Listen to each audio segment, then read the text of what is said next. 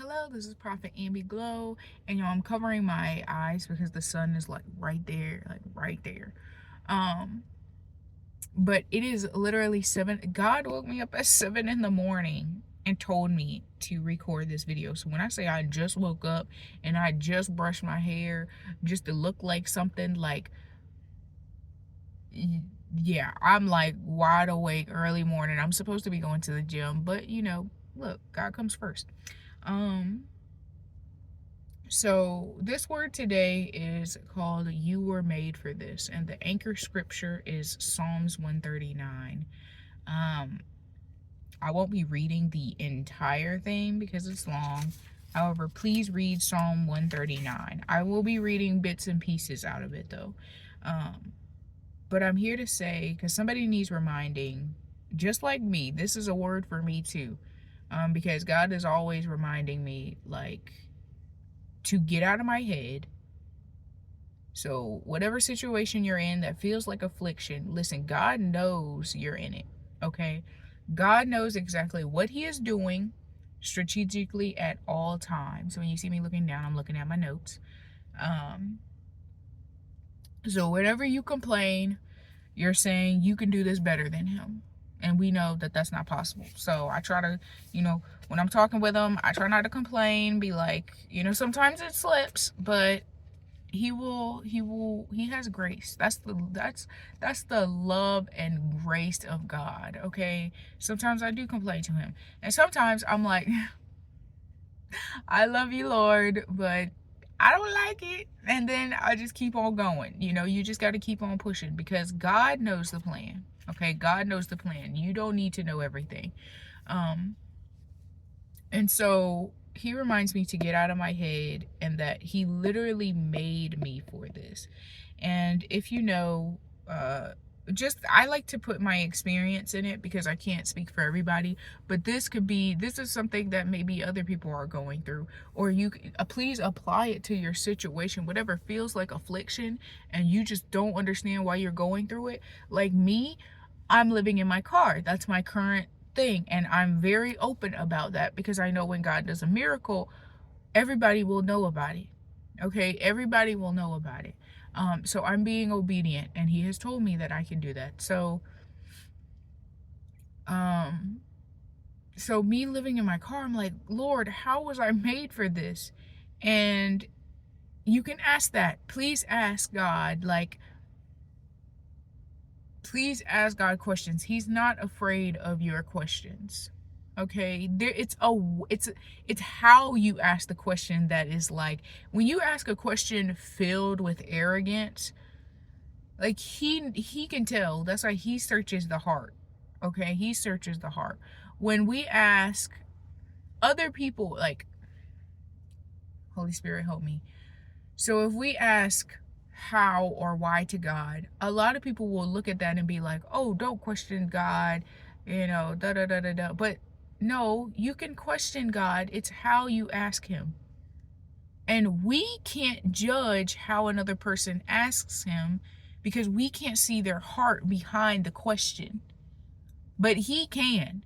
So if he deems that your question is filled with arrogance, he's not going to answer you.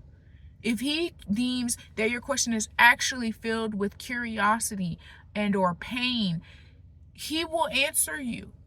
We can't judge whether or not a question is filled with arrogance because we can't see the heart. God does, okay?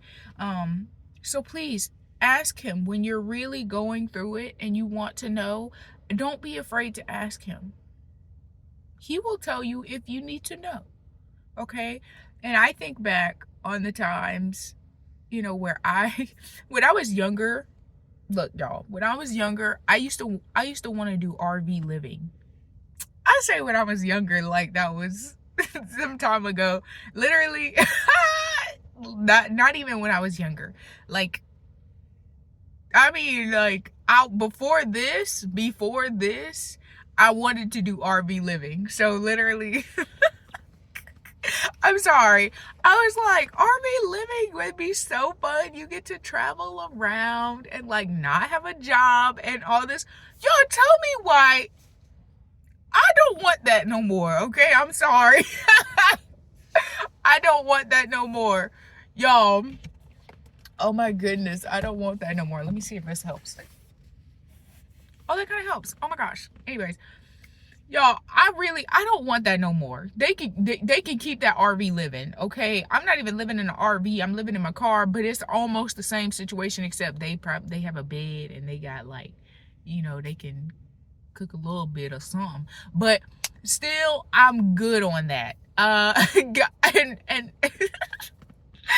like, God put that desire in me, and I ain't never knew why. But now I think back and I'm like, okay, this is what it is. So I'm sitting here living in my car. Pretty much, this is my RV living. Don't. Y'all don't want it. Y'all don't want it. Y'all don't want it. Y'all don't want it. Okay, but anyway, I'm trying not to keep this too long. But yes, he doesn't need your affirmations, and you need to get out of your head because you were made for this. And I have Psalm 139. Please go read Psalm 139. Please read Psalm 139. I won't be reading all of it, but I will read. I'm gonna start at I'm gonna read a few. Actually, I'm not gonna start at a specific verse. I just want to read some verses that, like, really goes with the word. Verse 1, you have searched me, Lord, and you know me. Look, God knows you. Okay, he searches your heart day and night at all times. You know when I sit and when I rise. You perceive my thoughts from afar. You discern my going out and my lying down. You are familiar with all my ways. Come on. Before a word is on my tongue, you, Lord, know it completely. He knows what you're about to say, what you're about to do, like everything, because he knows you so well. Now, one, I want to say God stands outside of time, okay? God knows you so well that he knows what you're going to say, when you're going to say it, and he will allow it when, help me explain this, Father. I want to explain it right. Like I say, I'm not a teacher. I'm so bad at this. So I can't do this without him. Yes, like he knows exactly what you're going to do, when you're going to do it, and he will allow certain things to happen to bring other things out of you. So you see, oh, I was made for this, or I was built for this. That's what I was trying to get at.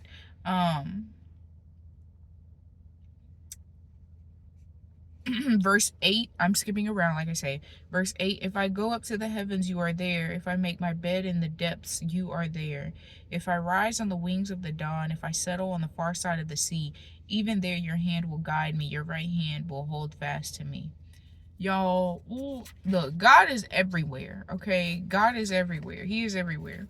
I want to skip down to 13. For you created my inmost being. You knit me together in my mother's womb. I praise you because I'm fearfully and wonderfully made. Your works are wonderful. I know that full well. Y'all know you were perfectly made, okay? Perfectly made. And that's all. I'm going to stop right there. But please just read all of Psalms 139. It's so good. And I also have written... Oh, yeah. Okay, this is like another personal testimony. But also like an experience for other people to know, like, God really is like strategically building you, okay? So God makes us for an assignment, okay? God makes us for an assignment. There is a purpose for our lives. And he wanted me to speak on, the,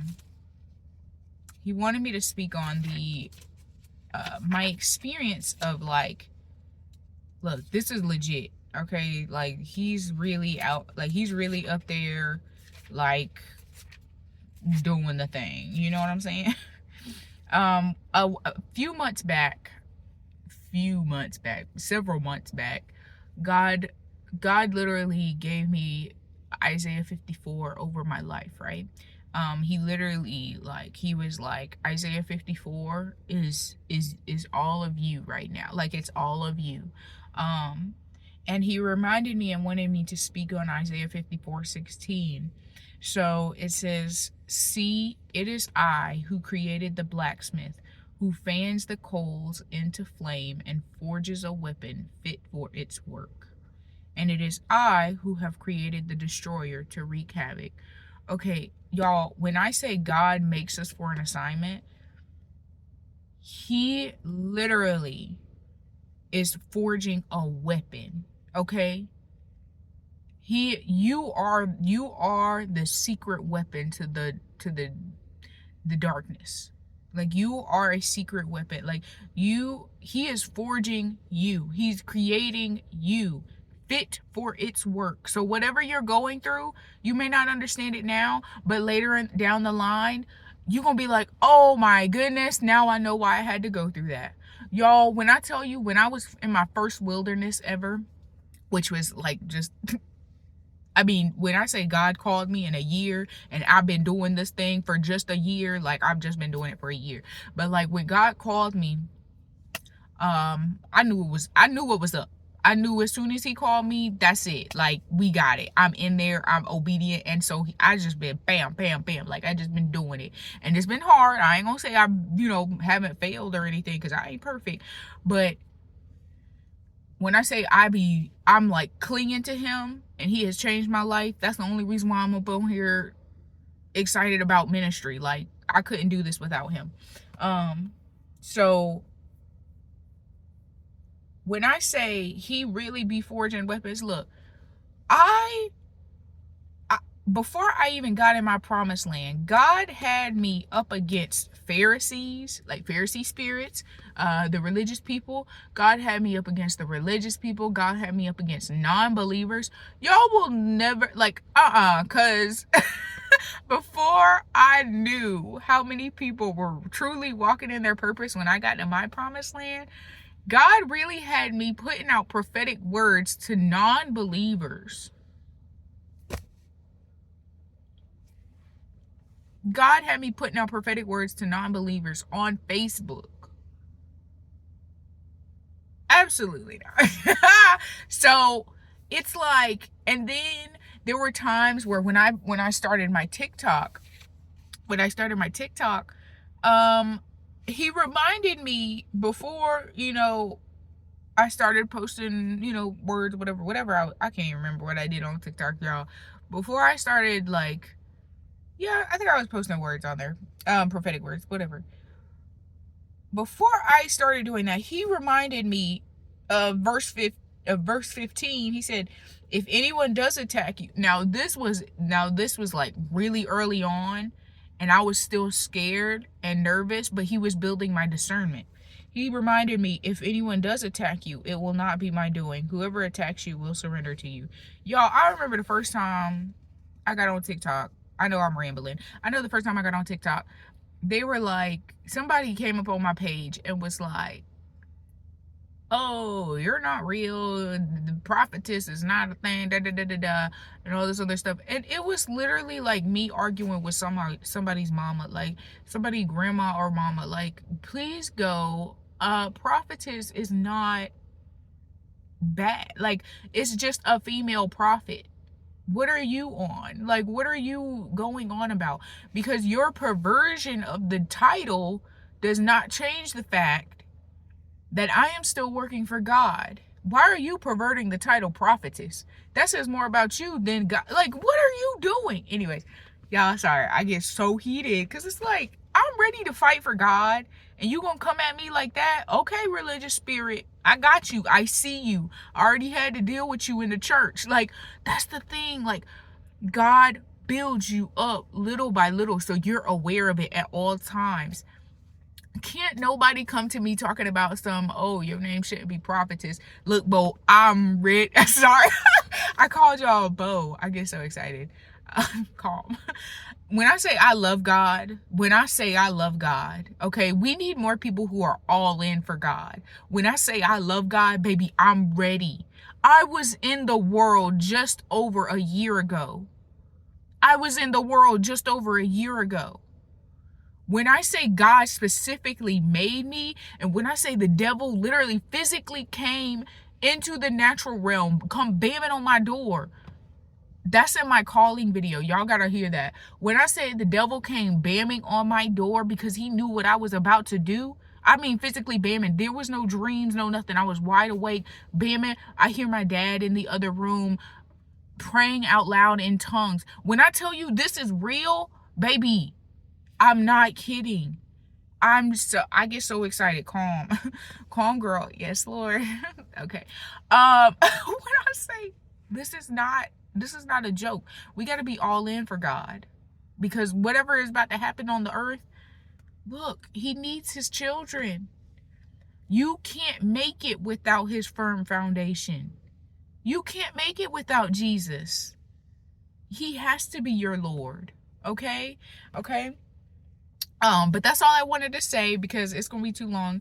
And please remember to go to the sermon that will be linked in the description. Like I say, Pastor Battle has especially helped me in my promised land. I'll say I've been watching his sermons all the time. But Pastor Battle, also I want a discretion. I will never, I'm sorry, but I know people get worried about listening to certain pastors because they don't want to lead them astray. But I'm going to just go ahead and tell you this. I ain't ever, because I don't want to lead you astray, I ain't ever going to link a pastor that I don't think or I don't know is preaching the word of God. Okay. So don't worry about that. You need more than one teacher. Okay. One person will only give you part of it. That's why I link my fellow brothers or my fellow sisters in the description, because they can give you more than what I could give you. Okay, so you need to have that constant flow of knowledge. That's faith comes by hearing and hearing and hearing and hearing and hearing. You got to keep listening, okay? You got to keep listening to it. And that's how God transformed my life, because I mean every day I was watching and it was people, good people, okay? Because I always ask God, is this somebody that I can listen to? And I always take it back to him.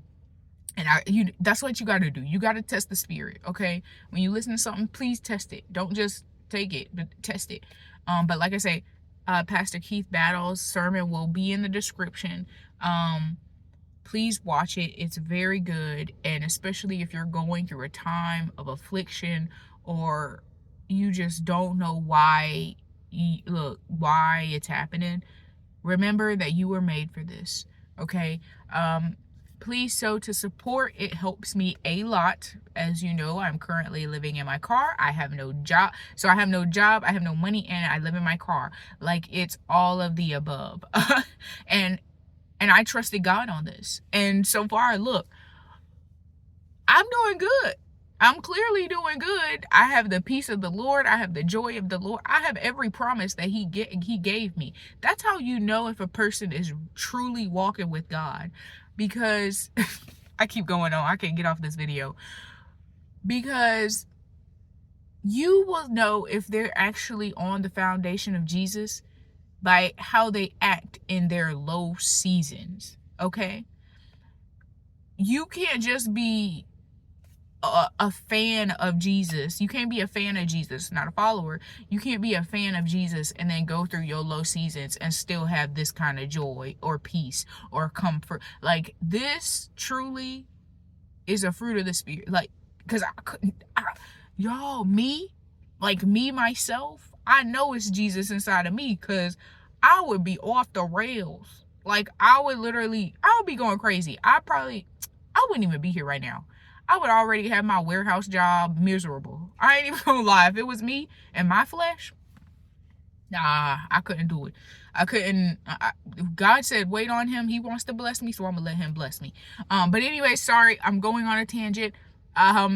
Yes, so only if you're led or if you can. Oh my gosh, I love your prayers, because sometimes I can't do it myself. I can't do it myself. It's hard. Like, it really is hard. I'm not up here to say that it's gonna be easy, because it's not. I need other people to pray for me, because sometimes I'm just like, I can't even pray right now, like, honestly and truly. But yes, thank you for listening. I will see you in the next video. Bye bye.